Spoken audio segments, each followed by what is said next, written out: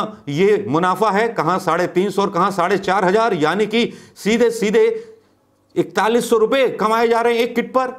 वो rapid test kit थी, उसको 4,500 में लाने का वादा किया गया था, या कहा गया था कि जो नई टेस्ट किट आएगी सरकार दाम तय कर रही है, केंद्र सरकार दाम तय कर रही है, बात चल रही है 4,500 में उस किट का टेस्ट का रेट तय हुआ था।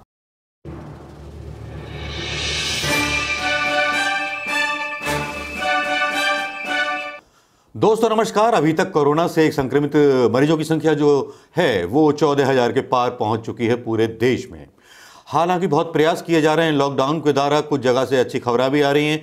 खबरें ये भी आ रही हैं कि जिस रामगंज मंडी को समझा जा रहा था, रामगंज मोहल्ले को जयपुर के समझा जा रहा था कि वहाँ बहुत ज़्यादा मरीज मिलेंगे, वहाँ पर भी अभी पिछले कुछ घंटों में सूचना मिली है केवल 3 मरीज ही नए रिपोर्टिंग हुए हैं।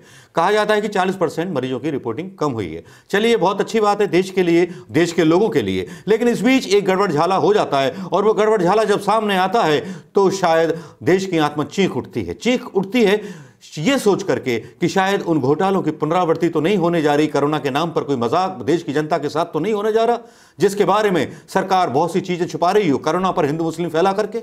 शायद यही उसका एजेंडा हो, कोरोना पर तबलीग जमात पर निशाना बनाने का।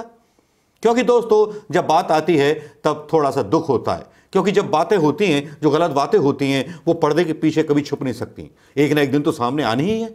और जब सामने आ जाती हैं और जब उनका खुलासा हो जाता है तो खुलासा कुछ इस तरह से होता है कि पैरों के तले जमीन निकलने लगती है, आसमान डोलने लगता है, हवाएं तेज चलने लगती हैं, बारिश की बूंदें तेज गिरने लगती हैं, काली घटाएं देश के क्षितिज पर उभरने लगती हैं, भविष्य पर एक ग्रहण लगा देती हैं, और कोरोना वायरस से हमारी लड़ने की इच्छा पर, सरकार की इच्छा पर एक प्रश्नवाचक चिन्ह लगा देती हैं। आप सोच रहे होंगे मैं किस ओर इशारा करना चाह रहा हूं। मैं इशारा करना चाह रहा हूं उस गरीब की रोटी की तरफ, उस गरीब को बंटने वाले राशन की तरफ, जिसमें मध्य प्रदेश के अंदर 2 से 2.5 किलो आटा कम निकलता है, जिसके बारे में खुलासा होता है, जिसके बारे में प्रेस छापती है।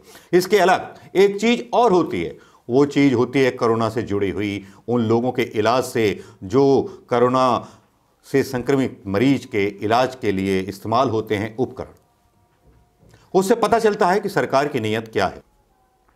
उससे सामने आती है प्रधानमंत्री मोदी जी की वो स्वास्थ्य योजना, वो योजना जिसके वजह से हम लड़ रहे हैं आज कोरोना से। उन हालातों में, जिन हालातों पर डॉक्टरों के पास मास्क नहीं है, दास्ताने नहीं है, अगर वो शिकायत करते हैं तो उन्हें अस्पताल से निकाल दिया जाता, बर्खास्त कर दिया जाता है। उन पुलिस वालों को लेकर के जो सबसे ज्यादा संक्रमित हो जाते हैं उनको बिना किसी सुरक्षा उपकरण के भेज दिया जाता है मैदान में कि जाइए और जाकर के लड़िए। भेजा जाता है फील्ड में बिना किसी उपकरण के, बिना किसी बचाव कवच के। लेकिन चलो दोस्तों, मैं बात कर रहा था कोरोना से जुड़े हुए उन उपकरणों के बारे में जिनके बारे में प्रधानमंत्री साहब को कुछ घोषणा करनी चाहिए थी, कुछ पैकेज उन इंडस्ट्रीज को देने चाहिए थे जो इसके काबिल थी। जी हां, मैं बात करना चाहूंगा आज इंडियन यूथ कांग्रेस ने एक बड़ा महत्वपूर्ण मुद्दा उठाया। वो महत्वपूर्ण मुद्दा था सैनिटाइजर पर जो जीएसटी लगाई जा रही है, मेडिकल उपकरणों पर जो जीएसटी लगाई जा रही है, हैंड ग्लव्स पर जो जीएसटी लगाई जा रही है, और बहुत सारी चीज़ों पर जो है जीएसटी लगाई जा रही है। वो जीएसटी कुछ इस तरह से है जो लगाई जा रही है, उसको अगर आपको मैं बताऊंगा तो शायद आपको ताज्जुब होगा। ताज्जुब इसलिए होगा कि शायद ये चीज़ आपके दिमाग में भी नहीं होगी, ना मेरे दिमाग में थी। लेकिन जब ये मुद्दा उठा और ये विषय सामने आया तो ये विषय आपके सामने लाना बहुत जरूरी था। सैनिटाइजर पर 18% है जीएसटी, पीपीई किट पर 12% है जीएसटी, वेंटिलेटर पर 12% है जीएसटी, हाइड्रोक्सीक्लोरोक्वीन पर 12% है जीएसटी, मास्क पर 5% है और ग्लव्स पर 12% है। क्या इस तरह से कोरोना की लड़ाई लड़ी जाएगी? क्या इस तरह से हम कोरोना को हरा पाएंगे? लेकिन इससे भी अलग एक बेकार की बात और सामने आती है जो दिमाग को सुन्न कर देती है, दिमाग की नसों को कहीं एकदम से जाम कर देती है, लकवा सा जुबान पर पड़ने लगता है, बोलने में भी डर लगता है। और बोलने में डर इसलिए लगता है कहीं ये राज जो अब तक राज था, जो खुलने वाला है आपके सामने, वो जो सनसनीखेज चीज लेकर के आया हूं, शायद आपकी जुबान भी लकवा मार जाएगी, आपका दिमाग भी सुन्न हो जाएगा। जी हां दोस्तों, आपने सुना होगा रैपिड टेस्ट किट थी उसको 4,500 में लाने का वादा किया गया था, या कहा गया था कि जो नई टेस्ट किट आएगी सरकार दाम तय कर रही है, केंद्र सरकार दाम तय कर रही है, बात चल रही है 4,500 में उस किट का टेस्ट का रेट तय हुआ था। लेकिन आज इस बीच छत्तीसगढ़ के स्वास्थ्य मंत्री का एक ट्वीट आता है, जिस ट्वीट में वो कहते हैं कि हमने दक्षिण कोरिया से उच्च तकनीक की 75,000 टेस्ट किटों का ऑर्डर दिया है, और वो ऑर्डर दिया है 337 रुपए में प्लस जीएसटी में। कहां दोस्तों 4,500 और कहां 337 रुपए। क्या कितने गुना ये मुनाफा है, कहां 350 और कहां 4,500, यानी कि सीधे सीधे 4100 रुपए कमाए जा रहे हैं एक किट पर। तो क्यों ना आरोप लगाए जाएं सरकार पर कि कोरोना के इलाज के बहाने एक भ्रष्टाचार की नदी यहां पर बह निकली है।